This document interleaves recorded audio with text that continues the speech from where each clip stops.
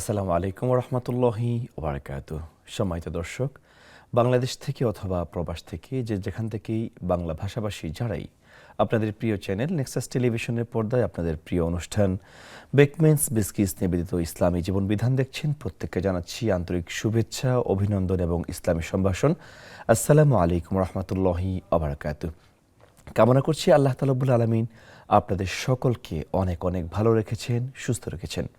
প্রিয় দর্শক, প্রতিদিনের এই আয়োজনে আমরা নির্ধারিত বিষয়ে কথা বলার পাশাপাশি আপনাদের প্রশ্নগুলো নিয়ে আলোচনা করে থাকি। আজকে আমাদের নির্ধারিত বিষয় হলো শিশুদের সালাতে অভ্যস্ত করা। চমৎকার এই বিষয়টিতে আলোচনা করব, ইনশাল্লাহ আপনারা শুনবেন।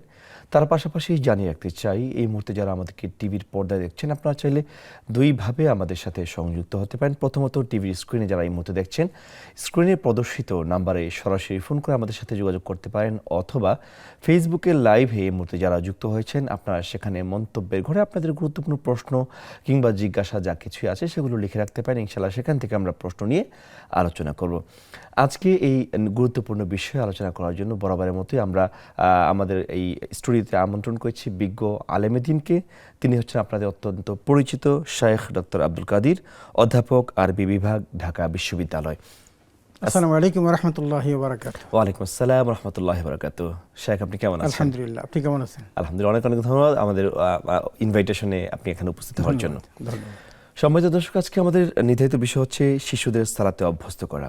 এখানে একটা গুরুত্বপূর্ণ বিষয় হচ্ছে শিশু জন্মের পর থেকে 7 বছর বয়স পর্যন্ত সে অনুকরণীয় প্রাণী হয়ে বাঁচে, এবং বিজ্ঞান বলে যে শিশুদের মিরর সায়েন্স বা মিরর ব্রেইন সিস্টেম তখন প্রপারলি অ্যাক্টিভ থাকে, তারা মানুষ থেকে শেখে। এবং বিখ্যাত বিজ্ঞানী আলবার্ট বান্ডুরা তিনি বলেছেন, তার থিওরি অফ সোসাইটিতে তিনি উল্লেখ করেছেন, children learn and from observation from their adult, it could be their parents, it could be their family, it could be their society. শিশুরা কিন্তু সমাজ থেকে শিখে, বাবা মা থেকে শিখে, ফ্যামিলি থেকে শিখে। সুতরাং এই যে অনুকরণের ছোট্ট একটা বয়স, এবং হার্ভার্ড ইউনিভার্সিটির একটা গবেষণা দেখা গিয়েছে যে শিশুরা 5 থেকে 10 বছর পর্যন্ত যেটুকু সময় পায়, এই সময়ে যেটুকু তারা শিখে পরবর্তী সারা জীবন সেটাকে তারা চরিত্র হিসেবে গ্রহণ করে থাকে। অর্থাৎ নবী করিম সাল্লাল্লাহু আলাইহি ওয়াসাল্লাম যে 7 বছর বয়স থেকে শিশুকে নামাজের জন্য যে তাগিদ দিয়েছিলেন, এটা কেবলমাত্র শরীরের বিষয় নয়, এটা হচ্ছে সাইকোলজিক্যাল একটা বিষয়, ব্রেন সায়েন্সের একটা বিষয়। তো সুতরাং শিশুদেরকে কিভাবে আমরা নামাজে অভ্যস্ত করব, কিভাবে তাদেরকে আমরা গাইড করব, বিস্তারিত এই বিষয়গুলো আমরা আমাদের আমন্ত্রিত অতিথির কাছ থেকে শুনবো। প্রথমে আমি শায়েখের কাছে জানতে চাই যে নবী করিম সাল্লাল্লাহু আলাইহি ওয়াসাল্লাম যে শিশুদেরকে নামাজে অভ্যস্ত করার যে বিধান দিয়েছেন বা যে হাদিস আমাদেরকে শুনিয়েছেন, সেটা কত বছর বয়স থেকে, বা আমরা কিভাবে এটাকে বাস্তবায়ন করতে পারি? ধন্যবাদ বিজ্ঞ উপস্থাপক, চমৎকার বলছিলেন। আসলে শিশুরা তো অনুকরণীয়। আমরা একটা জিনিস জানি যে শিশুরা বড় হচ্ছে, কিন্তু তার যে বেড়ে ওঠাটা এটা টোটালি নির্ভর করছে তার পরিবারের উপর। একটা নৈতিক মানসম্পন্ন পরিবার যদি হয়, তাহলে সেই পরিবারের শিশুরা কখনো ডেস্ট্রয় হতে পারে না, এবং তারা কখনো বিপদগামী হতে পারে না। আমরা অতীতের অনেক ইতিহাস থেকে জেনেছি, রাসূল আকরাম সাল্লাল্লাহু আলাইহি ওয়াসাল্লাম আমাদেরকে স্পষ্ট করেছেন, ওয়ামুরু আওলাদাকুম বিসসালাতি ইযা বালাগা সাবআ সিনিন, যে তারা যখন 7 বছর বয়সে উপনীত হবে তখন তাদেরকে নির্দেশ দাও। ওয়াদরিবহুম ইযা বালাগা আশারা সিনিন, যখন 10 বছর বয়সে উপনীত হবে প্রয়োজন বলে তাদেরকে প্রহার করো। দ্যাট মিনস বিষয়টা এই যে তাদেরকে নামাজের প্রতি অভ্যস্ত করতে হবে 7 বছর বয়স থেকেই। যদিও শরীয়তের বিধান তখন তার উপর প্রযোজ্য নয়, কারণ তাকে তো সঠিক পথে আনার জন্য, দীক্ষা দেওয়ার জন্য বাবা মার একটা দায় আছে, দায়বোধ থেকে তাকে এই কাজটা করতে হবে। আমরা দেখেছি কোরআন কারিমে আল্লাহ তাআলা বলেছেন, কু আনফুসাকুম ওয়া আহলিকুম নারা, তোমরা নিজেরা বাঁচো, তোমার পরিবার পরিজনদেরকে জাহান্নামের আগুন থেকে বাঁচাও। তা আপনি নামাজ পড়বেন, আল্লাহ ইকামতুস সালাতের কথা বলেছেন, নামাজ পড়বেন, কিন্তু পরিবারের মধ্যে নামাজ কায়েম করতে পারলেন না, তাহলে বোঝা গেল সঠিক নির্দেশনা আপনি বাস্তবায়ন করতে সক্ষম হননি।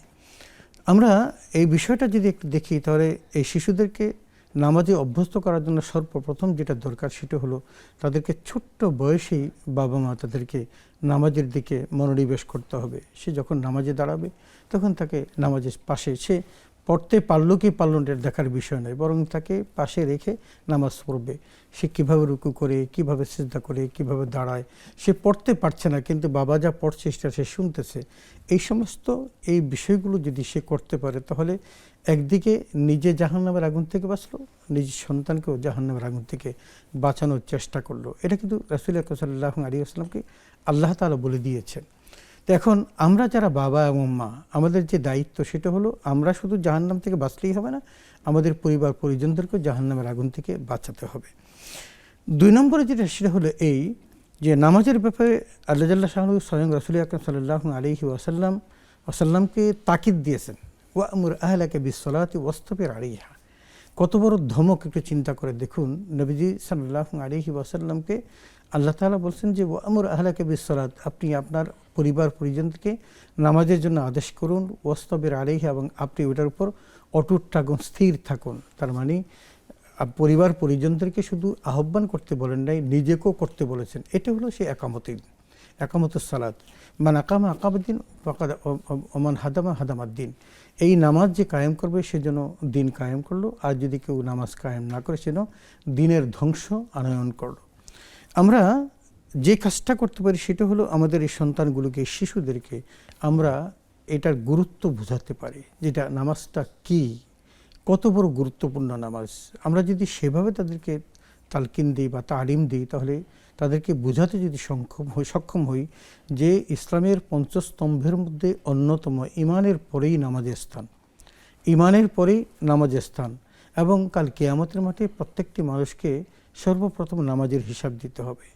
আমরা যদি এটা বোঝাতে সক্ষম হই যে আল্লাহ রাব্বুল আলামিন মেরাজে রাসূল আকরাম সাল্লাল্লাহু আলাইহি ওয়াসাল্লামকে তার সান্নিধ্যে নিয়ে তারপর নামাজ হাদিয়া হিসাবে দিয়েছেন, তার মানে এটা মহান রব্বুল আলামিন কর্তৃক গিফট উম্মতে মুহাম্মদের জন্য। তাহলে আল্লাহর গিফট কীরকম হতে পারে, কত বড় মূল্যবান, কত বড় গুরুত্বপূর্ণ হতে পারে। এবং শুধু তাই নয়, আমরা জানি যে আল্লাহ রাব্বুল আলামিন 50 ওয়াক্ত নামাজ দিয়েছিলেন, এবং রাসূল আকরাম সাল্লাল্লাহু আলাইহি ওয়াসাল্লাম এই নামাজটাকে কমিয়ে 5 ওয়াক্ত নিয়ে আসছেন। কিন্তু আল্লাহ বললেন যে তোমার উম্মতরা যদি 5 ওয়াক্ত নামাজ আদায় করে আমি আল্লাহ তাকে 50 ওয়াক্তের সওয়াব দেব। সুবহানাল্লাহ। তার মানে সওয়াবের ব্যাপারে কোনো কমতি না, কিন্তু রিল্যাক্স করে দিলেন তার জন্য যে সে 5 ওয়াক্ত নামাজ পড়বে। একটা জিনিস আমি আপনার মাধ্যমে দর্শকদের জানাতে চাই যে হযরত রাসূল আকরাম সাল্লাল্লাহু আলাইহি ওয়াসাল্লাম যখন নামাজ নিয়ে ফিরছিলেন তখন ষষ্ঠ আসমানে হযরত মুসা আলাইহিস সালাতু ওয়াসসালাম তাকে বললেন যে 50 ওয়াক্ত নামাজ আমার উম্মতকে 2 ওয়াক্ত নামাজ দিয়েছিল, সেটাই তারা পারে নাই, সুতরাং আপনার উম্মতরা আরও দুর্বল হবে, তারা পারবে না।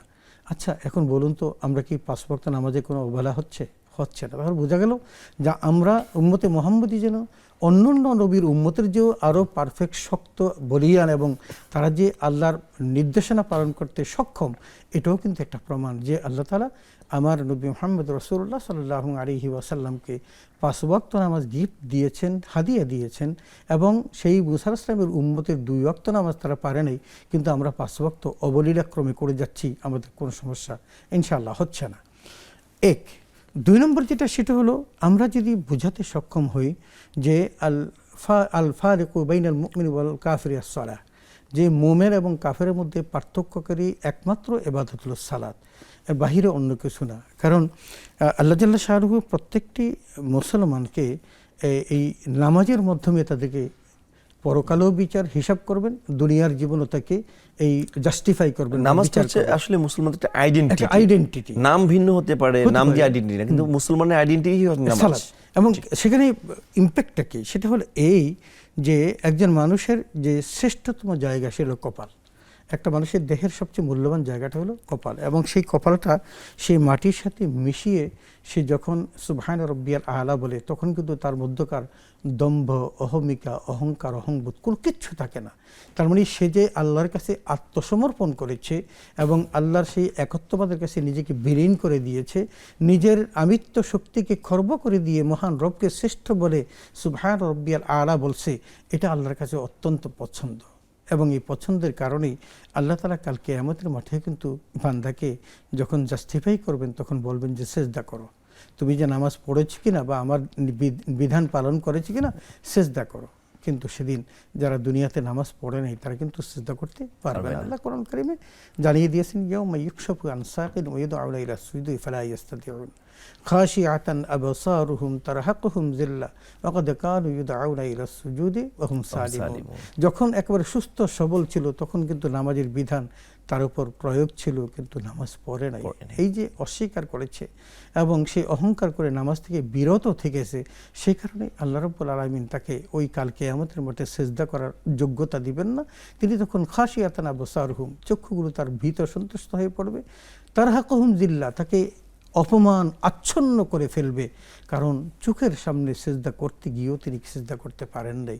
তো এটা কম কিছু নয়। এই বিষয়গুলো যদি আমরা বুঝাতে পারি, আমাদের সন্তানগুলোকে পাশে রেখে নামাজ পড়লাম, সূরাতুল ফাতিহা পড়লাম।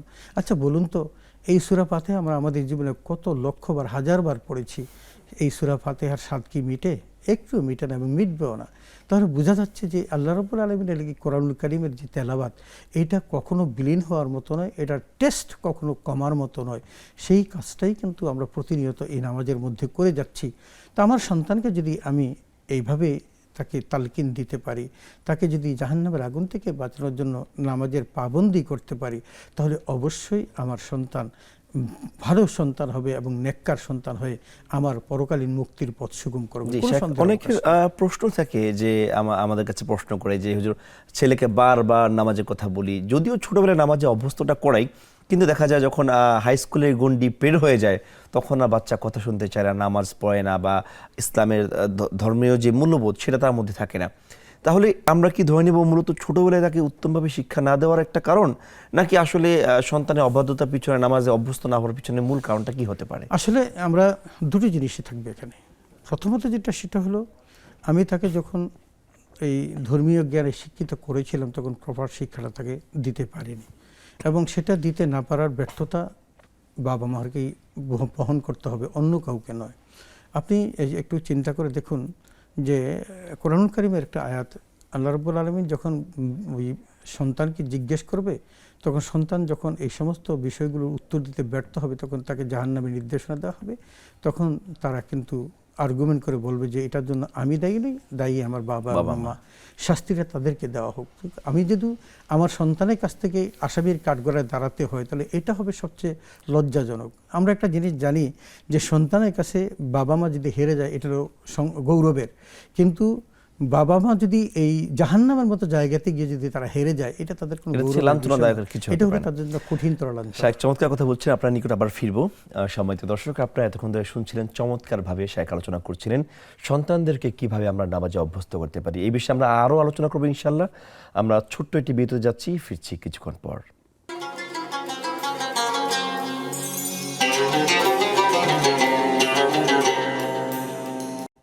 আসসালামু আলাইকুম রহমতুল্লাহি ওয়া বারাকাতুহু। দর্শক, আবারও আপনাদেরকে স্বাগত জানাচ্ছি বেকমেন্স বিস্কিটস নিবেদিত ইসলামী জীবন বিধান অনুষ্ঠানে। আপনারা উপভোগ করছিলেন চমৎকারভাবে আমরা আলোচনা করছিলাম আমাদের নির্ধারিত বিষয় নিয়ে। নির্ধারিত বিষয় ছিল কিভাবে আমাদের সন্তানদেরকে নামাজে আমরা অভ্যস্ত করতে পারি। আমাদের শাইখ চমৎকারভাবে বিশ্লেষণ করছিলেন। দর্শক, এই মুহূর্তে যারা ফেসবুকে আমাদের সাথে যুক্ত হয়েছেন, আপনারা চাইলে মন্তব্যের ঘরে আপনাদের সুন্দর সুন্দর প্রশ্ন অথবা নানা জিজ্ঞাসা অথবা কোরআন হাদিস ভিত্তিক যে সমস্ত জিজ্ঞাসাগুলো আছে সেগুলো আপনারা করতে পারেন ইনশাআল্লাহ। সেখান থেকে আমরা প্রশ্নগুলো নিয়ে উত্তর দেওয়ার চেষ্টা করব। এই পর্যায়ে আমরা সরাসরি শাইখের কাছে চলে যাচ্ছি। শাইখের কাছে আমি যেটা জানতে চেয়েছিলাম যে আসলে বাচ্চারা নামাজে অভ্যস্ত না হওয়ার কারণে বাবা মাকে যেভাবে দায়বদ্ধ করবে, এবং কিছু বাবা মা হয়তো বলে থাকেন যে নামাজের জন্য বাবা সন্তানকে তারা অভ্যস্ত করার যথেষ্ট চেষ্টা করেছেন, কিন্তু পরবর্তী সময়ে সেটা টিকাতে পারেনি। আসলে এটা আপনি কি বলবেন? বাবা মাই কি আসলে নামাজে অভ্যস্ত ছিল না, অথবা তাকে সেই পরিবেশটা দিতে পেরেছেন কিনা, এটাকে আপনি কাকে দায়ী করতে চাচ্ছেন? আমরা যেটা হাদিস থেকে যেটা স্পষ্ট জানতে পেরেছি বা দেখতে পেয়েছি, সেটা হলো এই যে বাবা মা সন্তানকে যেভাবে গড়ে তুলবেন তারা কিন্তু সেভাবেই গড়ে উঠবে। কারণ এর হলো কাদামাটির মতো, আপনি যেভাবে তাদেরকে যে রূপ দিবেন সেই রূপ তারা গ্রহণ করবে। আমরা যদি আমাদের সমাজের সন্তানগুলোকে যদি সেই দ্বীনি শিক্ষায় শিক্ষিত করতে পারতাম, যেটা আল্লাহ ফরজ করেছেন, রাসূল আকরাম বলছেন তলাবুল ইলমি ফরিদাতুন আলা কুল্লি মুসলিম, প্রত্যেকটি মুসলমানের জন্য এলেম শিক্ষা করা ফরজ। সেই এলেম কিন্তু এই জাগতিক এলেম না, সেগুলো ধর্মীয় এলেম। সেই ধর্মীয় এলেম কোনটা? যেটা দিয়ে সে দুনিয়াদারি করতে পারবে, হালাল হারাম বুঝতে পারবে, নামাজ রোজা করতে পারবে। দ্যাট মিনস এগুলো কিন্তু তার জন্য ফরজ। এরপরে তিনি মেডিকেল সায়েন্সে পারঙ্গমতা অর্জন করুক, এমনি ইঞ্জিনিয়ার হোক, অন্য ডিসিপ্লিনে সে অনেক বড় হতে পারে, কিন্তু সেটা তার জন্য ফরজে কেফায়া। এই জন্য তাকে যদি ধর্মীয় শিক্ষায় শিক্ষিত করা যায় তাহলে এই ছেলেটা কখনো বিপদগামী হতে পারে না। আমি যদি উদাহরণটা এভাবে দিই, একজন ব্যক্তি, এটা জাগতিক উদাহরণ, একজন ব্যক্তি সকালবেলা ধরেন ভত্তা দিয়েই একটু খাওয়া দাওয়া কোনো রকমে সে একটু ভাত খেয়ে বের হলো, কিসমত তার ভালো, সারাদিন সে অনেক ভালো ভালো জিনিস খেয়েছে, পোলাও, কোরমা, কাচ্চি, বিরিয়ানি ইত্যাদি অনেক অনেক কিছুই খেয়েছে, কিন্তু বিকালবেলা যখন তার ঢেকুর আসবে তখন ওই সকালবেলা সেই ভত্তার ঢেকুরটা আসবে। এটা একটা বাস্তব সত্য। এখন আপনি যদি আপনার সন্তানকে যদি এলমে দিন শিক্ষা দিতে পারেন, কোরআনিক শিক্ষা দিতে পারেন, জাগতিক শিক্ষা না দিয়ে ধর্মীয় শিক্ষায় শিক্ষিত করতে পারেন, তাহলে আপনার সন্তান কোনো না কোনো দিন আবার সে ফিরে আসবে, কারণ ওই মূলের দিকে কুল্লু শাইইন ইয়ারজিউ ইলা আসলিহি, প্রত্যেকটি জিনিস তার মূলের দিকে ধাবিত হয়। আর আপনি যদি তাকে সে মিথ্যাচার শিক্ষা দেন যে হাট্টিমা টিম টিম তারা মাঠে ফারে ডিম, তাদের খাড়া দুটো শিং, তারা হাট্টিমা টিম টিম, তো এটা একটা মিথ্যাচার, তো জঘন্য মিথ্যাচার। যেই প্রাণীর শিং থাকে সেই প্রাণী ডিম পারে না। তো এগুলো শিক্ষা দেওয়ার জন্য আপনি পাঠাচ্ছেন তাদের বিভিন্ন প্রতিষ্ঠানে এবং অনেক মোটা অঙ্কের টাকাও তাদেরকে মাহেনা হিসেবে, বেতন হিসেবে দিচ্ছেন, কিন্তু মক্তবের 500 টাকার একজন ইমামকে রেখে, একজন তালেবের আলিমকে রেখে কোরআন শিক্ষা দিবেন, এটা আপনি পারছেন না। এই যে ব্যর্থতার দায় আপনাকে সারা জীবন নিতে হবে, শুধু দুনিয়ার জীবন নয়, আপনি যখন পরকালীন জীবনে যাবেন তখনও কিন্তু এই ব্যর্থতার দায় আপনাকেই বহাতে হবে। কারণ আপনি যদি আপনার সন্তানকে নেককার সন্তান বানাতে না পারেন, তাহলে সে গিয়ে কবরের পাশে বা কোথাও দাঁড়িয়ে বলবে না রব্বির হামহুমা কামা রব্বায়ানি সগীরা। তার মানে আপনি যেটা বলতে চাচ্ছেন, আর্লি লাইফে মানে এই জীবনের প্রথম যে শিক্ষাটা, এটা যদি ধর্মীয় মূল্যবোধের উপর না হয়, তাহলে পরবর্তী সময় যতই আমরা বলি সন্তানের পরিবর্তন আসলে সম্ভব হচ্ছে না, খুবই কঠিন হয়ে যায়। প্রথম থেকেই তাহলে সন্তানকে এবিসিডির পাশাপাশি কোরআনের দার্স বা মৌলিক বিষয়গুলো, সাহাবাদের গল্প অধ্যয়ন বা আসলে ফ্যামিলিতে একটা চর্চা থাকতে হবে। আপনি আজকে যদি একটা জিনিস বলি, যে একটু গোড়াতে যদি হাত দিই, যে রাসূল আকরাম সাল্লাল্লাহু আলাইহি ওয়াসাল্লাম বলছেন তাজাওয়াজ বিআরবাইন, 4টি বিষয় দেখে তুমি কি করো, তুমি বিয়ে করো। তো বিয়ের মধ্যে বলছে যে তুমি দিনদারকে প্রাধান্য তারাবাতিয়াদাকা, যদি তুমি দিনদারকে যদি প্রাধান্য দাও তাহলে তুমি সেখানে তুমি তোমার হাতকে সিক্ত করো, দ্যাট মিনস তুমি ওই ঘরেই বিয়ে করো। এই দিনদারিটাতে কেন আপনার বাকি যে 3টা আছে, 3টা আপনি অর্জন করতে পারেন, এগুলো অর্জনের বিষয়, কিন্তু দিনদারিটা এটা আপনাকে মহান রব যদি না দেয় তাহলে পাবেন না। আংদারতাহুম আমলাম তুমদুরহুম লা ইউমিনুন, আল্লাহ বলে দিয়েছেন তাকে ভয় দেখাও আর না দেখাও সে কিন্তু ঈমান আনবে না। কারণ আল্লাহ রাব্বুল আলামিন তাকে, যদি আপনি তাকে মানুষ বানাতে চান তাহলে আপনি কিন্তু তাকে অর্জনীয় একটা বিষয় দিতে হবে।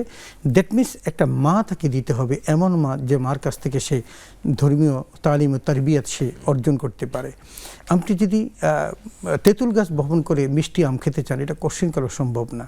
সুতরাং আমাদের সেই জায়গায় একটু খেয়াল রাখতে হবে যে আমরা যেন নিজেরা বিয়ে করার সময় একজন দিনদার স্ত্রীকে আনার চেষ্টা করি, এবং তাকে যদি আমার সন্তানের মা বানাতে পারি তাহলে আমার মা অটোমেটিক্যালি টার্গেটটা হচ্ছে স্ত্রী পাওয়াও যেমন তেমন সন্তানের জন্য মা কতটুকু যোগ্য সেইভাবেও বিচার করতে হবে। এবং শুধু তাই নয়, আরেকটা জিনিস তো বলছেন, আল্লাহ শিখিয়েছেন রব্বানা হাব লানা মিন আজওয়াজিনা ওয়া যুররিয়াতিনা কুররাতা আয়ুনিন ওয়াজআলনা লিল মুত্তাকিনা ইমামা। এটা একটা দোয়া, আপনি আল্লাহকে চাইবেন, হাজারো পথের মধ্যে কোন পথ আপনার জন্য কল্যাণের, এটা মহান রব ছাড়া আমি তো বুঝতে পারি না। এজন্য আল্লাহর কাছে চাইতে হবে, হে আল্লাহ আমাকে এমন স্ত্রী সন্তান দান করো যারা হবে নয়ন প্রীতিকর। এখন নয়ন প্রীতিকর সন্তান পেতে হলে চাইতে হবে মহান রবের কাছে, আর তিনি যখন আপনাকে দিবেন তখন শতভাগ দিবেন, কম দিবেন না।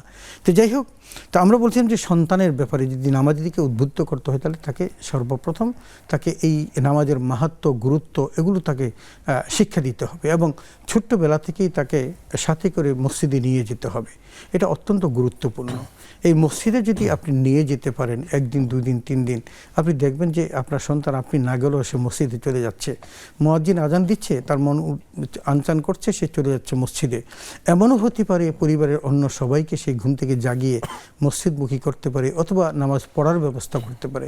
এটা একান্তই পরিবার থেকে এটা হতে পারে, এবং পরিবার থেকেই কিন্তু এই চর্চাটা পেয়ে থাকে।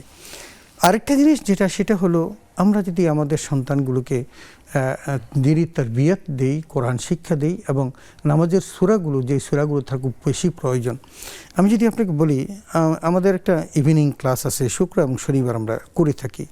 সেখানে আমাদের যে স্টুডেন্ট তারা ম্যাক্সিমাম হলো যারা এই চাকরি থেকে অবসর গ্রহণ করেছেন তারা, এখন আমার কাছে আশ্চর্য লাগে যে আমার স্টুডেন্টদের মধ্যে 90% যদি 10 জন থাকে তো 9 জনই কোরআন পড়তে পারে না। আচ্ছা, যেই বয়সে তারা কোরআন পড়তে পারে না, তাহলে সারা জীবন তারা তো নামাজ পড়েছে, কি নামাজটা পড়েছে বলুন? এখন এই যে নামাজটা পড়েছে, আপনি তাকে বলতে পারবেন যে নামাজটা হয় নাই? এই কথা বলার কি সাধ্য আছে? কিন্তু আপনি আফসোস করবেন মনে মনে যে একজন মুসলমানের সন্তান এতগুলো বছর তার জীবন থেকে 60-70 বছর চলে গেছে, তিনি কোনোদিন সঠিকভাবে নামাজ পড়তে পারেন নাই। এটার জন্য দায়ী কে? নিশ্চয়ই তারা বাবা মা। তো আপনাকে তো এই সূরাগুলো শিক্ষা দেওয়ার উচিত ছিল যে অন্ততপক্ষে কোরআন তেলাওয়াতের জন্য আল্লাহ বলেছেন ফাকরাউ মা তায়াসসারা মিনাল কোরআন, কোরআনের যে জায়গাটা তোমার জন্য সহজ সেখান থেকে পড়ো। তার মানে সূরা বাকারা দিয়ে নামাজ পড়তে বলে নাই, বলছে সূরা ইখলাস ছোট্ট সূরা আছে, সেটা দিয়ে তুমি পড়ো, যদি সেটা বিশুদ্ধভাবে পড়তে পারো। রুব্বা কারিন ইয়াকরাউল কোরআন ওয়াল কোরআন ইয়ালানুহু, তুমি এমনভাবে নামাজ পড়ছো যে নামাজ তোমাকে লানত দিচ্ছে, অভিশাপ দিচ্ছে, এটা তো কাম্য না। বরং কাম্য হলো যে কোরআন লৌহে মাহফুজ থেকে যেভাবে নাজিল হয়েছে সেভাবে পড়া। হযরত ওমর ফারুক রাদিয়াল্লাহু তাআলা আনহু তার ছেলে আব্দুল্লাহ ইবনে ওমর রাদিয়াল্লাহু আনহু যখন সূরা বাকারা তেলাওয়াত করলেন, মুখস্থ যখন করলেন, তিনি রাজসভাসদের সবাইকে ডেকে তিনি উট জবাই করে খাওয়ার ব্যবস্থা করলেন। কিন্তু দুর্ভাগ্য আমরা আমাদের সন্তানগুলোকে ইংলিশ মিডিয়াম স্কুলে বা কোথাও এরকম বিজাতীয় সংস্কৃতির কোনো প্রতিষ্ঠানে চান্স পেয়েছে, এটাই তার কাছে ওইটা গর্বের কারণ, এবং সেটা দাওয়াত দিয়ে সে খাওয়ায়। কিন্তু ওই কোরআন কারিমের কোরআন মুখস্থ করেছে, হেফজ করেছে, এটার উপর তার কোনো নজর নেই। তাহলে আপনার মূল টার্গেটটা কোথায়? আপনার মূল টার্গেটটা হলো, আপনি যদি কল্যাণমুখী সমাজ চান, কল্যাণমুখী সন্তান চান, কল্যাণমুখী কবর চান, তাহলে আপনাকে কিন্তু সন্তানকে সুশিক্ষা দিতেই হবে। সেটা একটা প্রশ্ন আসছে, সেটা হচ্ছে নির্বাচনী হলফনামায় অনেক সময় সত্য বলতে চাইলেও সত্য বলা যায় না। একজন প্রশ্ন করেছেন যে হলফনামায় যে ব্যয় করার যে অঙ্কটা পরিমাণ নির্ধারণ করা হয় যে প্রচারণা এত টাকা খরচ করবে, কিন্তু এটা লিখে দেওয়া হয়, কিন্তু বাস্তবিক পক্ষে এত অল্প টাকা প্রচারণা সম্ভব হয় না। এই যে কমিটমেন্ট একরকম করে যে আমরা এত টাকা খরচ করব, কিন্তু পরবর্তীতে কমিটমেন্ট ব্রেক হয়ে যায়, যদিও সেটা প্রকাশ হয় না, আইনের মারপ্যাচের কারণে মিথ্যাটা যে বলতেই হয়। এই যে মিথ্যাকে বলা বা ওয়াদাকে ভঙ্গ করা, এটা কি আসলে ইসলাম পরিপন্থী কাজ কিনা? আসলে আপনি কোনো ওয়াদা করা, এই প্রতিশ্রুতি দিয়ে প্রতিশ্রুতি ভঙ্গ করা মুনাফিকের আলামত, সে যেই প্রেক্ষাপটেই করুক না কেন। এখন আপনি যখন দিচ্ছেন, নিশ্চিত রূপে বলা যায় যে আপনার ট্যাক্স ফাইলের সাথে আপনার সম্পদের কোনো সম্পর্ক নাই, যার কারণে ট্যাক্স ফাইলে যা আছে এর বাহিরে আপনি দেখাতে পারছেন না। কিন্তু আমাদের সমাজের লোক কি নাই যারা জানে, তারা এগুলো ফাইন্ড আউট করে তাদেরকে শাস্তি দেওয়া উচিত নয়?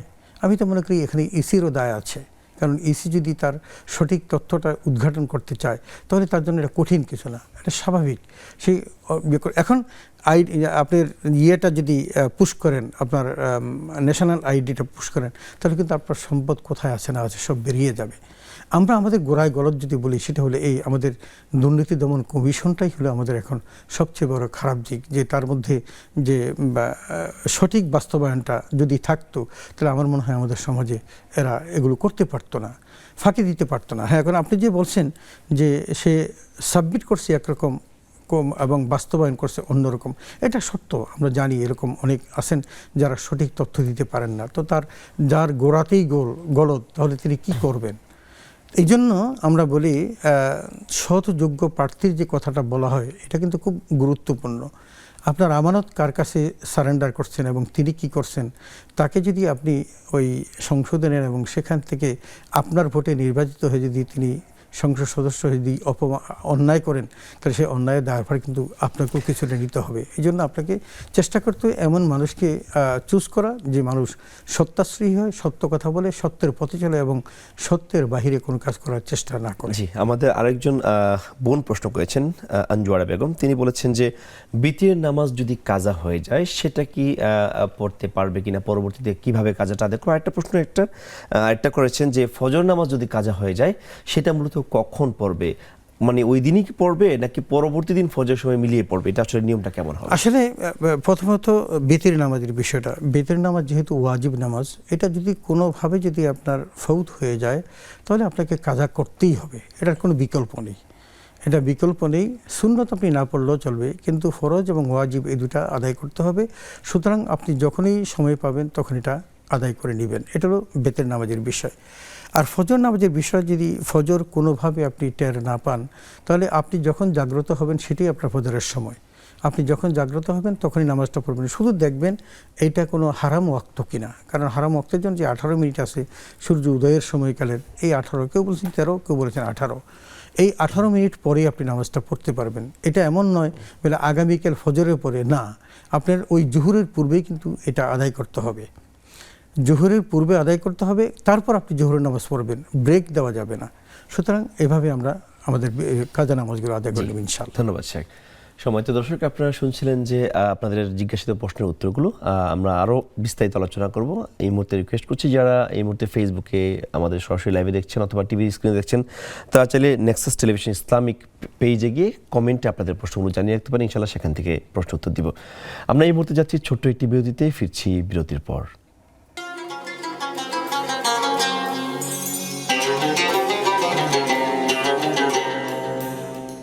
আসসালামু আলাইকুম রহমতুল্লাহি ওয়া বারাকাতুহু। সম্মানিত দর্শক, বিরতির পর আবারও স্বাগত জানাচ্ছি বেকম্যানস বিস্কিটস নিবেদিত ইসলামী জীবন বিধান অনুষ্ঠানে। আপনারা দেখছেন চমৎকার আয়োজন। আপনারা চাইলে আমাদের সাথে যুক্ত হতে পারেন ফেসবুকে নেক্সাস টেলিভিশন ইসলামিক পেজে আপনাদের গুরুত্বপূর্ণ প্রশ্ন কিংবা মন্তব্য জানিয়ে রেখে সেখান থেকে ইনশাআল্লাহ আমরা আলোচনা করব।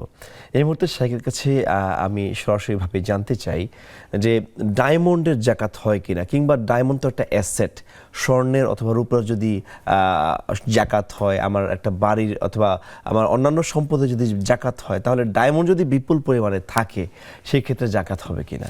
আসলে ইসলামী শরিয়া কিন্তু ডায়মন্ডের জাকাতের ব্যাপারে বলা হয়নি। আল্লামা ইউসুফ কারওয়ি রহমতুল্লাহ আলাইহি তিনি তার যে বিখ্যাত কিতাব জাকাতের উপর যে বইটি লিখেছেন, সেখানে তিনি লিখেছেন যত মূল্যবান তার তৌজসপত্র থাকুক না, যদি সেগুলো থাকে সেগুলোর উপর জাকাত হবে না, শুধু স্বর্ণ এবং রূপার উপরে হবে। ইন্নামার জাকাতুল যাহাবি ওয়াল ফিদ্দা, আসলে যাই হোক আয়াতে কারিমে এরকম যে আল্লাযীনা ইয়াকনুযুনা যাহাবা ওয়াল ফিদ্দাতা ওয়া লা ইউনফিকুনাহা ফি সাবিলিল্লাহ ফাবাশশিরহুম বিআযাবিন আলীম। এখানে স্পষ্ট করে শুধু দুটো বিষয়কে ইন্ডিকেট করা হয়েছে, সেটা হলো একটা হলো স্বর্ণ আর একটা হলো রূপা। এই জন্য ওই যত দামি হোক না কেন সেই ডায়মন্ডের কোনো জাকাত হবে না। জি, আরেকটা বিষয় হচ্ছে যে আমরা অনেক সময় দেখা যায় যে ধার দেওয়ার পরে যে মানুষকে তো কর্জে হাসানা করা সুন্নাহ। আমাকে একজন প্রশ্ন করেছেন যে যে সুন্নাহটা আমি আমল করলাম, আমি ধরেন 50,000 টাকা একজনকে দিলাম, কিন্তু বেচারা আমাকে দিবে করে 1 বছর 2 বছর 5 বছর 20 বছর পরে এসে টাকাটা রিফান্ড করলো। কিন্তু এই যে আমি 50,000 টাকা তাকে 10 বছর আগে দিলাম, এখন তো সেই 50,000 টাকার মূল্য 5,000 টাকাও নাই। এখন এই যে এই মুহূর্তে যে আমি কর্জে হাসানা দিয়ে ক্ষতিগ্রস্ত হলাম, এটা ক্ষতিপূরণ কি আল্লাহর কাছ থেকে আমি পাবো, নাকি এটা কি হতে পারে? না, এখানে আল্লাহ তাআলা স্পষ্ট করে কোরআন কারিমে বলেছেন যে ওমাই ইউকরিদিল্লাহ কারদান হাসানান ফায়ুদাইফাহু লাহু আদআফাম মুদাআফা। তা আল্লাহর তো কমিটমেন্ট, এটা আল্লাহর কমিটমেন্ট হলো কেউ যদি কাউকে কর্জে হাসানা দেয়, আল্লাহ জাল্লা শাহরু তাকে অধিক গুণ বাড়িয়ে দেন। তাহলে আল্লাহর কাছে তো সম্পদের অভাব নেই, তিনি আপনাকে কিভাবে দিবেন সেটা আপনি নিজেও জানেন না। হাইসুলাই হাতাসিব, আল্লাহ বলেছেন যে আল্লাহর উপর তাওয়াক্কুল করলে বা বিশ্বাস করলে এবং ঈমান আনলে আল্লাহ এমনভাবে রিজিক দেন যে সেটা বান্দা বুঝতেও পারে না। এখন একটা জটিল প্রশ্ন আপনি বললেন যে আমাদের দেশে কর্জে হাসানার রেওয়াজ করতে বলেছেন, এরা যেহেতু আল্লাহর নির্দেশ, রাসূল আকরাম সাল্লাল্লাহু আলাইহি ওয়াসাল্লাম কর্জে হাসানার কথা বলেছেন, কিন্তু সমাজ ব্যবস্থা এমন হয়েছে যে কর্জে হাসানা দিলে সেটা আর ফেরত দিতে চায় না। আপনাকে 10 বার আপনার পায়ে ধরবে, কিন্তু টাকাটা নিয়ে যেতে পারলে আপনি তার পায়ে 10 বার ধরবেন, কিন্তু টাকা ফেরত আসবে না। এই জন্য সমাজের মধ্যকার এই বিষয়গুলো আপনাকে যদি আপনার মাধ্যমে দর্শক শ্রোতাকে যদি বলতে চাই যে ইসলামী ব্যাংকিংয়ের 2টা মোড হলো সবচেয়ে উত্তম, একদম পিওর ইসলামিক মোড। তার মধ্যে একটা হলো মুদারাবা আর একটা হলো মুশারাকা। কিন্তু এই 2টা বাংলাদেশের কোনো ইসলামী ব্যাংকে প্র্যাকটিস নাই। 1983-তে ইসলামী ব্যাংক প্রতিষ্ঠার পর 3 বছর পরে তারা একটা এক্সাম্পল হিসেবে 10 কোটি টাকা ইনভেস্ট করেছিল, তাদের পুরোটাই মারি গেছে। তার মানে আমাদের দেশের সমাজ ব্যবস্থা, মানুষের মন মগজ এত খারাপ যে তারা কখনো ওইভাবে অভ্যস্ত না যে টাকাটা তার কাছ থেকে এনেছি, তাকে আমি একটা অংশ দেব, প্রফিট দেব না, তার পুরো টাকাটাই আমাকে খেয়ে ফেলতে হবে। এই যে টাকা খেয়ে ফেলেছে জাহান্নামী হচ্ছে, আল্লাহ তাআলা স্পষ্ট বলেছেন লা তাকুলু আমওয়ালাকুম বাইনাকুম বিল বাতিল ইল্লা আন তাকুনা তিজারাতান আন তারাদুম মিনকুম। স্পষ্ট করে বলছেন তোমরা একে অন্যের সম্পদ জোর করে খেও না, অন্যায়ভাবে খেও না, ব্যবসার মাধ্যমে বা সন্তুষ্ট চিত্তে খেতে পারো। কিন্তু আমাদের দেশের সমাজ ব্যবস্থা এত খারাপ হয়ে গেছে যে কাউকে ব্যবসায় টাকা দিলে সেই টাকা তার কাছে আর ফেরত আসে না। আমি নিজে ভুক্তভোগী, সে যত কাছেরই হোক না কেন। এই জন্য আজকের সমাজ ব্যবস্থা সেটা নাই। এখন উনি কীভাবে জাকাত দিবে, এরকম সার্কামস্ট্যান্স যদি হয়, তাহলে ওই ব্যক্তি যতদিন পর্যন্ত না সে তার ওই টাকা পাবে, ফেরত পাচ্ছে, ততদিন পর্যন্ত সে জাকাত দিবে না। জি, এটা সে রাখবে, স্টক রাখবে। জি শেখ, আরেকটা বিষয় হচ্ছে নামাজ পড়ার পরে যদি মনে হয় যে অজু নাই, অর্থাৎ বিষয় হচ্ছে কি আমি একটা সময় মসজিদে গেলাম, নামাজ পড়লাম, মাগরিবের সালাত খুব অল্প সময়, জামাত শেষে যখন রাস্তায় বের হওয়ার পরে ওয়াক্ত শেষ, মনে হচ্ছে যে অজু কি আসলে করা হয়েছে নাকি হয়নি। এই যে সন্দেহের মধ্যে থাকা, আসলে এতে করে নামাজটা হলো কিনা, বা যদি সে আবার দ্বিতীয়বার নামাজটা পড়ে নেয়, সে তো জামাতে নামাজটা পড়েছিল কিন্তু সন্দেহ করে আবার নামাজটা সে আবার পড়লো, এতে করে নামাজে যে জামাতের সওয়াবটা এটা সে পাবে কিনা? আসলে চমৎকার বলছেন, এটা আমাদের সমাজে হয়ে থাকে। এখন নিয়মটা কি? নিয়মটা হলো, আপনি যখন নামাজ পড়বেন, নামাজের আগে মনকে জিজ্ঞেস করবেন আপনার উজুটা আছে কিনা। উজু আছে যখন ডিসাইড হয়ে যাবে, আপনি ওটা দিয়ে নামাজ পড়েন, আপনার নামাজ হয়ে যাবে। এখন আপনি নামাজের সময়ও শেষ হয়ে গেল, আপনার মনে পড়লো যে আপনার উজুটা নাই, তাহলে আপনি সন্দেহে ফেলে দিলেন। সন্দেহের মধ্যে যখন ফেলে দেওয়া হয়, তখন ওই সোয়াবটা আপনি জামাতের সোয়াব ঠিকই পাবেন, কিন্তু নামাজটা আবার আপনাকে দৌড়াতে হবে। এই জন্য দৌড়াতে হবে কারণ আপনি নিজেই সংশয় তৈরি করছেন। যদি সংশয় তো আপনি তৈরি না করতেন, তাহলে কিন্তু নামাজ আপনার হয়ে গেছিল। তো এই জন্য এই জায়গাতে একটু সাবধান থাকতে হয় যে তার উজু আছে কি নাই, এটা তার নামাজে দাঁড়ানোর আগেই কিন্তু সিদ্ধান্ত নিতে হয়। মনকে প্রশ্ন করতে হয়, বিভিন্ন সার্কামস্টেন্সকে সে করে হিসাব করে যে আসলে কি উজুটা ছিল নাকি ছিল না, এটা সিদ্ধান্ত নিয়েই তারপরে ডিসিশন নিতে হয়। তো সন্দেহবশত কোনো ডিসিশন নিতে নেই। হ্যাঁ, যদি সন্দেহ যেদিকে হয়, আপনার যদি মনে হয় যেন নামাজের আগে যদি মনে হয় যে উজু আছে তো আছে, আর যদি মনে হয় যেন উজু নাই, তাহলে আপনি উজু করেই কিন্তু নামাজ পড়তে হবে। এই সন্দেহ নিয়ে নামাজ পড়তে আপনার নামাজ হবে না। এখানে কিন্তু খুব গুরুত্বপূর্ণ একটা বিষয়। আপনি সন্দেহ করছেন যে উজু আছে, হ্যাঁ উজু আছে, এই সন্দেহের উপর ভিত্তি করে নামাজ পড়ে নামাজ হয়ে যাবে। কিন্তু উজু নাই, সময়ও হয়ে যাচ্ছে, জামাত দাঁড়িয়ে গেছে, তাড়াতাড়ি নামাজ পড়বেন, আপনি উজু ছাড়া নামাজ পড়ে নামাজ হবে না। এই জন্য আপনাকে ডিসাইড করতে হবে উজু আছে কিনা। কিন্তু নামাজ সময় চলে গেছে, নামাজ পড়েও ফেলছেন, কিন্তু এখন আবার সন্দেহ তৈরি হয়েছে, আপনাকে নামাজ পড়ে নিতে হবে। যে একটা বিষয় হচ্ছে শেখ, বর্তমানে তো মানুষ খুব লেট করে ঘুমায়, যার কোনো একটা প্রবলেম কমনলি অনেকেই ফেস করে এবং এটা বারবার প্রশ্ন করে যে ফজর সময় মোবাইলে অ্যালার্ম দেওয়া থাকে কিন্তু ঘুম ভাঙে না। পরবর্তী সময় দেখা যায় রেগুলার রুটিন হয়ে যায়, মোবাইল প্রতিদিন বাজতেছে, ঘুমের মধ্যে অবচেতনে সে মোবাইলে অ্যালার্ম বন্ধ করে দিচ্ছে অথবা অ্যালার্ম শুনছেই না। পরবর্তী দেখা যায় মাসে 30 দিনের মধ্যে 20 দিন 25 দিন তার ফজর সালাত কাজা হয়ে যাচ্ছে। এই যে এটা যদি ঘুমের মধ্যে হয়ে থাকে, তার ভাষ্য হচ্ছে যে এটা তো আসলে অনিচ্ছাকৃত হয়েছে, সজাগ থেকে যদি কাজা করতাম তাহলে কাজা হতো। তাহলে এই ধরনের অভ্যাসের কারণে যে ফজর সালাতটা কাজা হচ্ছে, এটা কি আসলে কাজার গুনাহ তার হবে নাকি ইচ্ছাকৃত মানে নামাজ ছেড়ে দেওয়া গুনাহ হবে? এটা ইচ্ছাকৃত হবে।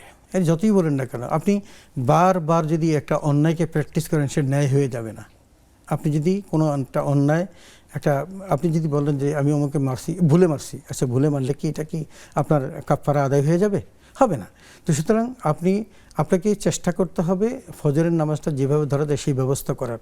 তাহলে যেটা আপনাকে করণীয় আছে সেটা হলো আপনি লেট করে ঘুমান বিধায় আপনি নামাজে উঠতে পারেন না। আপনি নামাজের সময়টা আগিয়ে নেন, ঘুমানোর সময়টা আপনি যদি ঘুমানোর সময়টা আগিয়ে নিতে পারেন, তাহলে দেখবেন যে অটোমেটিক্যালি আপনার অ্যালার্মও বাজবে। যেহেতু পর্যাপ্ত ঘুম হবে, আপনার অ্যালার্ম বাজবে, আপনি নামাজ পড়তে পারবেন। আপনি সেই কাজ না করে যদি আপনি ডেলি একই ভুল করেন আর সেই দোষ চাপিয়ে দেন যে ঘুমের মধ্যে ছিলেন, এটা আল্লাহ মামলা প্রশ্নই ওঠে না। জি, আমাদের ফেসবুকে ফারহানা ইসলাম নামে এক বোন প্রশ্ন করেছেন যে কোরআনের অনেক জায়গায় বলা হয়েছে মানুষকে মাটি দিয়ে তৈরি করা হয়েছে, আবার কিছু জায়গায় বলা হয়েছে মানুষের সূত্রাণু থেকে তৈরি করা হয়েছে। বেশ কয়েকটা মেসেজ এখানে পাওয়া যায়। আলটিমেটলি কোরআনের এই ভিন্ন ভিন্ন মত কি একই মত নাকি এটার কি ভিন্নতা রয়েছে? আসলে ভিন্ন ভিন্ন মতের বিষয়ে এটা একটা সহজ, কেউ যদি বুঝতে চায় তাহলে বোঝার জন্য তার জন্য কঠিন কিছু না। আমরা মাটির তৈরি আদম, এই কথা সর্বজন স্বীকৃত। এটা আল্লাহ তাআলা কি করেছেন কোরআনুল কারীমে বলেছেন। এবং যখন আর্গুমেন্ট করলেন, আল্লাহ তাআলা যখন ইবলিসকে বললেন যে তুমি কেন সিজদা করলে না, তখন সে অহংকার করে বলল যে আনা খায়রুম মিনহু, আমি তো তার চেয়ে উত্তম। খালাকতানি মিন নারি ওয়া খালাকতাহু মিন তিন, আমাকে আগুন থেকে সৃষ্টি করেছো আর তাকে সৃষ্টি করেছো মাটি থেকে। তাহলে স্পষ্ট হয়ে গেল যে আদম মাটির তৈরি। তাহলে আমাদের মূল নির্যাসটা কি? মূল নির্যাসটা মাটির তৈরি। কিন্তু শুক্রের কথা কিনা আসলে এই কারণে, কারণ বাবা মার সম্পৃক্ততার কারণেই কিন্তু তাদের যে আনন্দ উল্লাস, সেখান থেকেই কিন্তু সন্তানের আগমন। তাহলে সেটা কি? সেটা শুক্রাণু। এই জন্য আল্লাহ তাআলা কোরআন কারিমে এক জায়গায় একটা ধাক্কা দিয়ে বলেছেন, ধমক দিয়ে বলেছেন, কাইফা তাকফুরুনা বিল্লাহি ওয়া কুনতুম আমওয়াতান ফাআহইয়াকুম সুম্মা ইউমীতুকুম সুম্মা ইউহয়িকুম সুম্মা ইলাইহি তুরজাউন। এখানে স্পষ্ট করে দিয়েছেন, এখানে কিন্তু শুক্রাণুর দিকেই তাকে ইঙ্গিত করা হয়েছে। সেটা কি বলছে? কাইফা তাকফুরুনা বিল্লাহ, কেমন করে তোমরা আল্লাহর কুফরি করো। অকুন্ত আমওয়াতান, তোমরা সেই মৃত পদার্থ।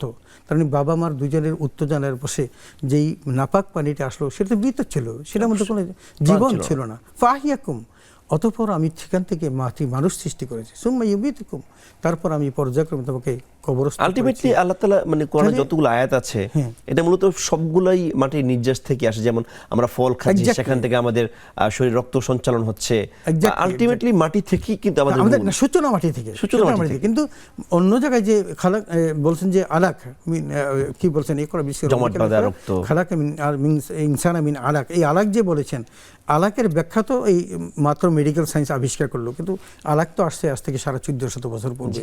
তো সেখানে কিসের মূল উদ্দেশ্যটাই যে আল্লাহ তাআলা অন্যতে বলছেন যে 40 দিন পর পর যে মানুষের স্টেপ চেঞ্জ হয়, এবং তারপরে বলছেন সুম্মা আনশাআনাহা খালকান আখার। এই যে 43-এর পর 120 দিন চলে যাওয়ার পর যে সেই মানব আকৃতিতে হয়, এখানে কিন্তু মেডিকেল সায়েন্স ওইটাও বলেন যে এই যে আমাদের যারা জন্ম নিয়ন্ত্রণ করেন, সেখানে কিন্তু একটা বিতর্কিত কথা নয়, বাস্তব কথা। সেটা হলো যতক্ষণ পর্যন্ত খালকান আখার, তার মানে মানব আকৃতিতে আসে, তার আগে যেটা নষ্ট করা হয় সেটাকে ভ্রূণ নষ্ট করা হয় না। সুতরাং এই বিষয়কে বুঝতে হবে।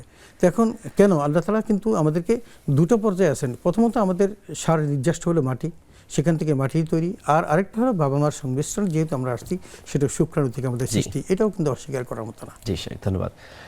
দর্শক, আপনারা দেখতে পাচ্ছেন বেকমেন্স বিস্কিটস নিবেদিত ইসলামী জীবন বিধান। আমরা চমৎকারভাবে আপনাদের প্রশ্নগুলো নিয়ে আলোচনা করছিলাম। আরও যারা প্রশ্ন জানতে চান, কোনো জিজ্ঞাসা থাকে, আমাদের নেক্সাস টেলিভিশন ইসলামিক ফেসবুক পেজে কমেন্ট করে আপনার মন্তব্য জানিয়ে রাখতে পারেন। আমরা যাচ্ছি ছোট্ট একটি বিরতিতে, ফিরছি কিছুক্ষণ পর।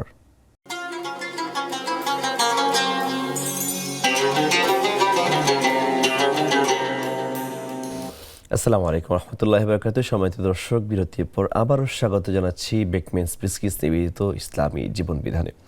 প্রিয় দর্শক, আমরা আলোচনা করছিলাম আপনাদের ফেসবুকের কমেন্টের প্রশ্নগুলো নিয়ে। চমৎকার প্রশ্ন আপনারা করছিলেন, সেখান থেকে আমাদের বিজ্ঞ আমাদের অতিথি সেই আলোচনার উত্তর দিয়ে আসছেন, প্রশ্ন উত্তর দিয়ে আসছেন। আপনারা যারা আরও কিছু জানতে চান, অবশ্যই ফেসবুকের কমেন্ট বক্সে আপনাদের প্রশ্নগুলো লিখে জানিয়ে রাখতে পারেন।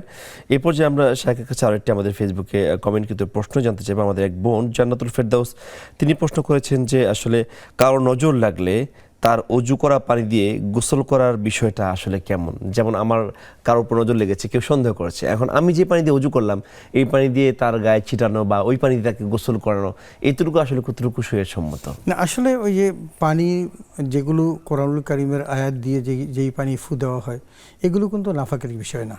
কিন্তু কুফরি কালাম দিয়ে যদি করা হয় এবং সেগুলো ইউজ করা কোনোভাবেই সমীচীন হবে না, এটা জায়েজের পর্যায়ে পড়বে না। সুতরাং দেখতে হবে যে ওই পানি যেটা দেওয়া হয়েছে সেটা কি কোরআনুল কারীমের আয়াত দ্বারা নাকি কুফরি কালাম দ্বারা, ওইটা ডিসাইড করতে পারলেই হয়ে যাবে ইনশাল্লাহ। এইটা আবার অনেকে ওই যে একটা কুসংস্কার, যেমন একজন ছেলে স্বাস্থ্যবান, একজন ব্যক্তি বলল ওরে ওর তো অনেক স্বাস্থ্য, এখন এটা বলার কয়েকদিন পরেই ওই ছেলেটা আস্তে আস্তে টুপসে যেতে লাগলো। এখন বাবা মা মনে করতেছে ওই ব্যক্তির বদনজর লেগেছে। এখন গ্রামের কুসংস্কার হলো এই ব্যক্তি যখন অজু করবে, সে অজুর পানি যদি ছিটিয়ে দেওয়া যায় তাহলে বদনজর কেটে যাবে, অথবা সে যদি কোনো পানিতে ফু দেওয়া হয় এটা কেটে যাবে। আসলে এইটা কি কুসংস্কার? এটা কুসংস্কার, অবশ্যই কুসংস্কার। এটা কোনো বিষয়, কারণ আমরা একটা জিনিস যদি জানি যে আল্লাহ যদি কারো কল্যাণ করতে চায়, পৃথিবীর কোনো মানুষ সেটা রদ করতে পারবে না, আর আল্লাহ যদি কারো অকল্যাণ করতে চায়, পৃথিবীর কোনো মানুষ তার কল্যাণ করতে পারবে না। তার মানে ওয়াল কাদরু খাইরিহি ওয়া শাররিহি মিনাল্লাহি তাআলা, ভালো এবং মন্দ সব কিছু আল্লাহর পক্ষ থেকে। এই বিশ্বাসটুকু আমাদের যদি না থাকে, তাতে ঈমানই থাকবে না।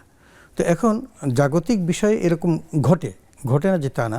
যেমন বলা আছে যে ওয়াল আইনু ইয়াদখুলুল জামারা ফিল কদরি ওয়া ইয়াদখুলুল মারআ ফিল কবরে, যে মানুষের চোখ, দৃষ্টি এমন যে ওইটার প্রভাবে উটকে ড্যাগে ঢুকাতে পারে আর মানুষকে কবরে ঢুকাতে পারে। এটাও সত্য, কারণ কুফরি কালাম বা অন্যান্য বিভিন্ন খারাপ জাতীয় জিনিস দিয়ে করতে পারে।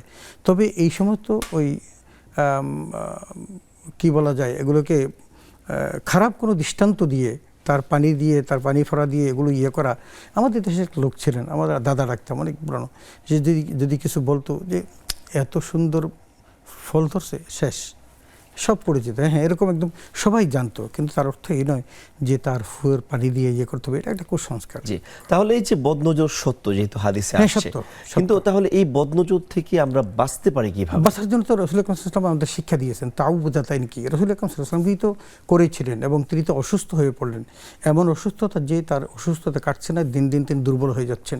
তারপর তো আবিষ্কার হলো যে জিবরাইল ইসলাম এসে বললেন যে রসুল আকরাম ইসলামের দাড়ি মুবারক দিয়ে তাকে 11টা গিট দিয়ে তার একটা কূপের মধ্যে সেটা চাপা দিয়ে রাখা হয়েছে, এবং সেখান থেকে সে তোলার পর, এবং সূরা ফালাক এবং সূরা নাস যার মধ্যে 11টা আয়াত আছে, এই 11টা আয়াত পরে তেলাওয়াত করার পর যখন ইয়ে করা হলো, রাসূল ইসলাম সুস্থ হয়ে গেলেন। তাহলে রাসূল ইসলাম তো তাউবুজাতাইন বলা হয় এটাকে, সূরা ফালাক এবং সূরা নাস, এটার আমল যদি আমরা সকাল বিকাল করতে পারি, ফজরের পর এবং মাগরিবের পর আমরা যদি সূরা ফালাক পরে সূরা নাস পরে সূরা দেহের মধ্যে আমরা মুছে দিতে পারি, আলহামদুলিল্লাহ সকল প্রকার বদনজর দূর হয়ে যাবে ইনশাআল্লাহ। সেখানে আরেকটা বিষয় হচ্ছে, বাসের মধ্যে অথবা বিভিন্ন ট্রান্সপোর্টে আমরা মানে বিভিন্ন স্টিকার দেখতে পাই যে অমুক অমুক মায়ের অমুক খলিফা, যার কাছে গেলে মানুষ এটা পাবে, স্বামী স্ত্রীর অবাধ্যতা দূর হবে, নানা রকমের। এইটা দেখে যখন কোনো মানুষ তাদেরকে কল দেয়, এই কল দেওয়া কি আসলে ঈমান ভঙ্গের কোনো কারণের মধ্যে পড়ে কিনা? আসলে আমাদের একটা জিনিস, যেমন ধরেন তাবিজ ব্যবহার করা হারাম কেন?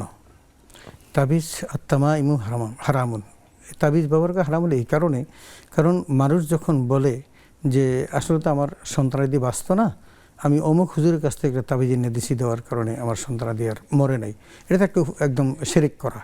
তো এই জন্য এমন কোনো কথা বলতে নেই যে কথার মধ্যে শিরক চলে আসে।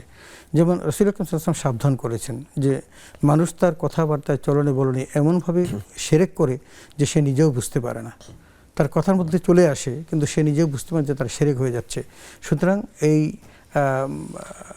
কুফরি কোনো কাজ, শিরক করার মতো কোনো কাজ যেন না হয়, এবং সেটা থেকে বিরত থাকতে হবে। জি শেখ, আমরা যে বিষয়ে আজকে মূলত আলোচনা করছিলাম, সন্তানদেরকে কিভাবে নামাজে অভ্যস্ত করা যায়, কিন্তু নামাজ পড়াতে গিয়ে বাবা মা বেশ কিছু চ্যালেঞ্জের মুখোমুখি হয়।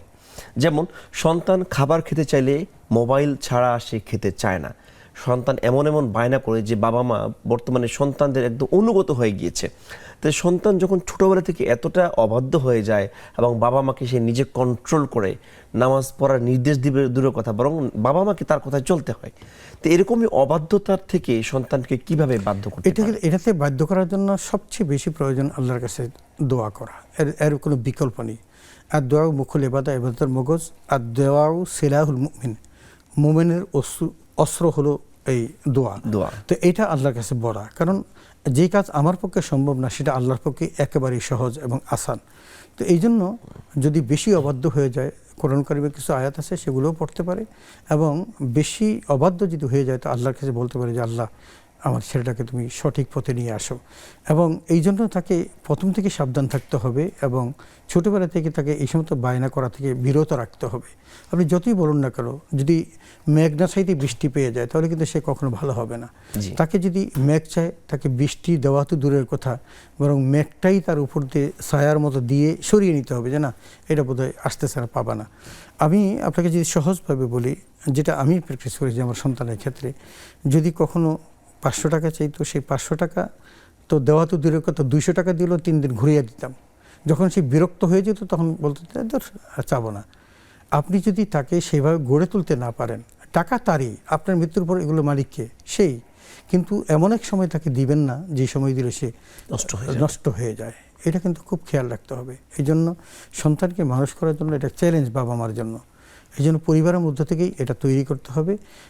তবে আপনি ওই যে আগে বললাম সেই কথা আবার যেতে হয়, এমন পরিবারে বিয়ে করবেন না যে পরিবারের মধ্যে ইসলাম নেই, চর্চা নেই, মূল্যবোধ নেই। সুতরাং তাহলে কিন্তু আপনাকে সারা জীবন পস্তাতে হবে। সেখানে একটা বিষয় হচ্ছে কি, সন্তানকে অভ্যস্ত করার জন্য নামাজে বাবা মারা, বাবা যখন নামাজে যায়, জুমায় যায়, 5 ওয়াক্ত নামাজ যায়, সন্তানকে নিয়ে যায়। তবে কিছু কিছু সন্তান দেখা যায় নামাজে পড়াকালীন সামনে দিয়ে দৌড়ায়, এবং কিছু কিছু মুরব্বীরা এটা খুব বাজে মন্তব্য করে। এখন জানার বিষয় হলো যে কতটুকু বয়স পর্যন্ত হলে সন্তানকে মসজিদে নিয়ে যাওয়া যায়, অথবা যারা ওই সন্তানকে ধমক দিল নামাজে পড়ে তাদের বিধানটা আসলে কি? এটা দুই রকম কথাই আসছে, হাদিসে 2 রকম আসছে। একটা হলো যে এমন বয়স উপনীত না হওয়া পর্যন্ত তাকে মসজিদে নিও না, যেই সময় পর্যন্ত সে মসজিদে গেলে অন্যদের নামাজের বিরক্তি ঘটাবে। এটাও যেরকম আছে, অন্যদিকে সে বিরক্তি করলেও তাকে মসজিদে নিয়ে যাও, ঐতিহ্যের সাথে পরিচিত হওয়া লাগবে। সেটার সাথে, হ্যাঁ, সে মসজিদে পরিচিত হবে, ওখানকার মানুষগুলো নামাজ পড়ে কীভাবে কী করে না করে এগুলো সে দেখবে। আর যতক্ষণ পর্যন্ত তার পাপের বয়স হয়েছে ততক্ষণ পর্যন্ত সেই কাজ করলে তারও কিন্তু পাপ হবে না। এবং রাসূল সাল্লাল্লাহু আলাইহি ওয়াসাল্লাম কিন্তু হাসান এবং হোসেনদের সাথে যে আচরণ করেছেন এগুলো যদি আমরা দেখি, এগুলো তো মিরাকল। রাসূল সাল্লাল্লাহু আলাইহি ওয়াসাল্লাম সিজদায় গিয়েছেন, সিজদার মধ্যে গিয়ে তার ঘাড়ের মধ্যে বসে আছেন, যতক্ষণ পর্যন্ত না নামছেন ততক্ষণ পর্যন্ত তিনি সিজদা তুলেন নাই। তাহলে এটা তো আমাদের তো শিক্ষা, এই শিক্ষা আমাদের মেনে নিতে হবে। তবে আপনি যে বলেছেন মসজিদে নিয়ে যাওয়া, এটা খুব জরুরি, কিন্তু নামাজে অভ্যস্ত করতে হলে মসজিদে নিয়ে যেতে হবে। শুধু তাই নয়, তাকে নামাজের জন্য কিছু পুরস্কারও দিতে হবে। এখানে বিষয় হচ্ছে মসজিদ ভিত্তিক মানে কোনো পদক্ষেপ নেওয়া যায় কিনা যাতে ছোট্ট শিশুরা ছোট বয়সে নামাজ পড়তে পারে বা নামাজের দিকে আসে, কি কি ধরনের পদক্ষেপ নিলে বাচ্চারা আসলে নামাজ আগ্রহী হবে? এটা হলো আমাদের সমাজে মক্তব ভিত্তিক সমাজ প্রতিষ্ঠা করতে হবে, যেটা আমাদের সময়কালে ছিল, এখন সেটা নেই। দেখুন, দুর্ভাগ্য বলছি এই কারণে যে আমাদের সমাজের এখন ছোট্ট বাচ্চারা চোখ কসলাতে কসলাতে স্কুলে যায়। আসলে কিন্তু এটা তার স্কুলে যাওয়ার বয়স না, এটা হলো তার মক্তবে যাওয়ার বয়স। তাকে ইসলামী শিক্ষা থেকে বিরত রাখার জন্য কৌশলে এই সিদ্ধান্তটা নিয়েছিলেন সামহাউ যারা অতীতে। আগে তো আমরা দেখলাম স্কুল শুরু হয় 10টার দিকে, বাচ্চারা 8টা পর্যন্ত পড়াশোনা করতো। বাচ্চারা তো যাবেই 10টা 11টার দিকে। সকালবেলা যাবে কারা? যাদের বয়স হয়েছে 15 বছর, 14 বছর, 13 বছর, যাদের মক্তবের পড়া শেষ, এখন তারা যাবে সকালবেলা স্কুলের দিকে। তাহলে মক্তবভিত্তিক সমাজ প্রতিষ্ঠা যদি করতে হয় তাহলে ছোট্টবেলায় তাদেরকে সময় দিতে হবে, এবং সেই সময়টা যদি আপনি না দিতে পারেন তাহলে কিন্তু কোরআনের সাথে তার সম্পর্ক তৈরি করতে পারবেন না। এটা আমাদের খুব বেশি প্রয়োজন। এটা আমাদের সমাজ থেকে উঠে যাওয়ার কারণেই কিন্তু আমরা এখন সন্তানগুলোকে বেপরোয়া পাচ্ছি। আপনাকে যদি বলি, আপনি আপনার সন্তানের বন্ধু হচ্ছে 5 জন, এই 5 জনের মধ্যে 4 জন বন্ধু যদি বেপরোয়া হয় এবং সে যদি সঠিক পথে না চলে, আপনার সন্তানকে আপনি ধরে রাখতে পারবেন না, বরং সেও ওই 5 জনের অনুসারী হবে। বরং আপনার ছেলেটা যদি খারাপও হয়, 4টা বন্ধু যদি তার ভালো হয়, সৎসঙ্গে স্বর্গবাস, অসৎসঙ্গে সর্বনাশ, সোহবতে সালে তোরা সালে কুনাদ, সোহবতে তালে তোরা তালে কুনাদ। এটা ফার্সি একটা প্রসিদ্ধ বয়ান। তার মানে সৎসঙ্গে স্বর্গবাস, অসৎসঙ্গে সর্বনাশ। আপনি আপনার সন্তানকে যদি জান্নাতি পরিবেশে রাখতে চান তাহলে এমন সব বন্ধুবান্ধব দেন যারা সবসময় ভালো পথে চলে, ভালো কাজ করে। আর আপনার ছেলে ডিস্ট্রয় হয়ে যাবে যদি তাকে সেই ওরকম বন্ধু না দিতে পারেন। সুতরাং এটাও কিন্তু বন্ধু চয়েস করাটা কিন্তু একটা বুদ্ধিদীপ্ত কাজ। জি স্যার, চমৎকার আলোচনা করছেন, আপনাকে অসংখ্য অসংখ্য ধন্যবাদ জ্ঞাপন করছি নেক্সাস টেলিভিশন এই সেটে সময় দেওয়ার জন্য। ধন্যবাদ আপনাকে, ধন্যবাদ নেক্সাস টেলিভিশনের সকল কলাকুশলীকে, বিশেষ করে যারা আমাদেরকে এই সুন্দর প্ল্যাটফর্ম তৈরি করে দিয়েছেন কথাগুলো বলার জন্য। আল্লাহ তাদের ব্যবসায় তারাক্কি দান করুন, বা বয়সে হারাতে তারাক্কি দান, বারাকা দান করুন। সময়ত দর্শক, আপনারা দেখছেন বেকমেন্স পিসকিস টিভির ইসলামী জীবন বিধান। দেখতে দেখতে আমরা অনুষ্ঠানের একেবারে শেষ পর্যায়ে চলে আসছি। আজকে গুরুত্বপূর্ণ বিষয় থেকে আমরা যতটুকু শিখলাম, আল্লাহ তাআলা যাতে এই বিষয়টাকে আমরা আমল করতে পারি এমন যোগ্য আমাদেরকে তৈরি করেন, আমাদের মন মানসিকতাকে সেভাবে তৈরি করে দেন, প্রত্যেকটা কথা যাতে আমাদের আমল যোগ্য হয়, সেই পরিবেশ যাতে আল্লাহ আমাদের তৈরি করে দেন, এই আশা ব্যক্ত করে আপনাদের সুস্থতার কামনা করে আমরা এই পর্যায়ে বিদায় নিচ্ছি। আল্লাহ তাআলা রব্বুল আলামিন সকলকে সুস্থ রাখুক, আমিন। আসসালামু আলাইকুম ওয়া রাহমাতুল্লাহি ওয়া বারাকাতুহু।